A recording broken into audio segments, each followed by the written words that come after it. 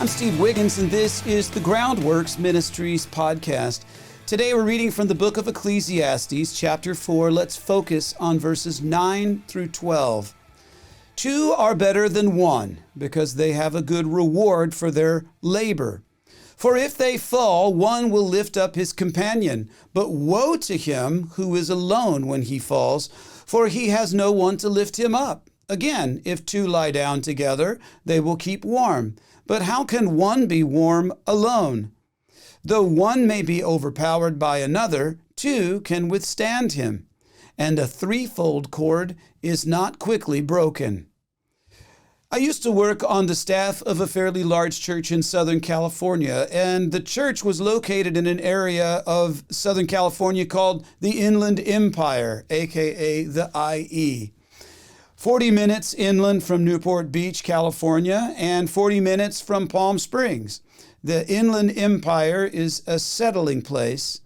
If you're tired of the high premium lifestyle of Orange County, but you're not ready to retire in the desert in Palm Springs, you're probably looking for a more affordable way of life in between, and that is what the IE is. And for some reason, the IE, the Inland Empire, is also a haven for homeless people.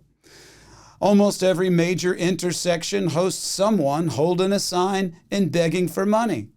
Along many sidewalks, it's common to see a person pushing a shopping cart chock full of all their life's possessions.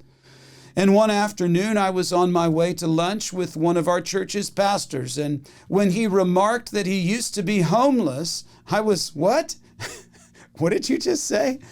I never had a conversation with a gainfully employed former homeless person. And so I asked him two, I think, obvious questions. Number one, how did you become homeless?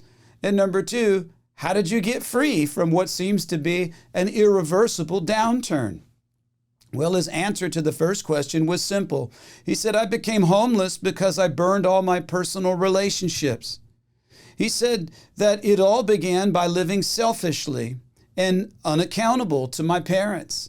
And once I'd burned through my family relationships and all my close personal relationships, all I was left with was my, convenient party friends. And I thought, well, this is great. I don't need my parents and my family anyway. I've got these people. But eventually, his unaccountable lifestyle led to the loss of his job. No money meant the loss of his party friends because, you don't have any money, can't go party.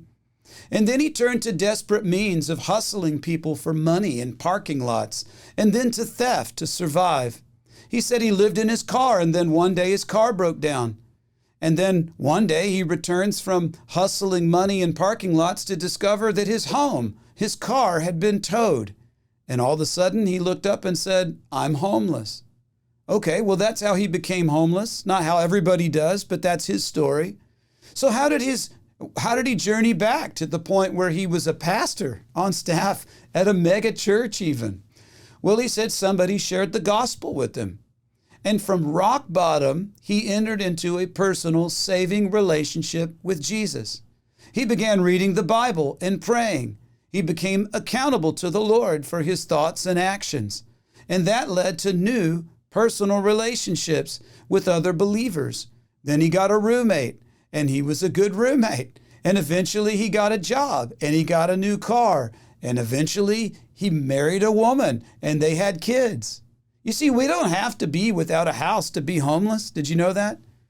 Many people are spiritually and emotionally homeless. But it doesn't have to be that way. Followers of Jesus always have a family to love them, and they always have a home waiting for them. Jesus said, I go to prepare a place for you. And if I go to prepare that place, surely I will come back and receive you to myself, so that where I am, you will be also. And that's the way we should be living our lives. I'm Steve Wiggins, and this is the Groundworks Ministries podcast.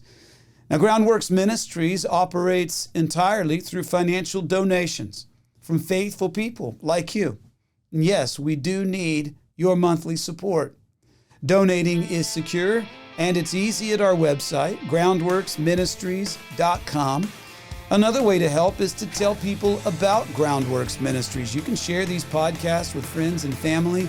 and on your social media. And of course, you can always direct folks to our website, groundworksministries.com.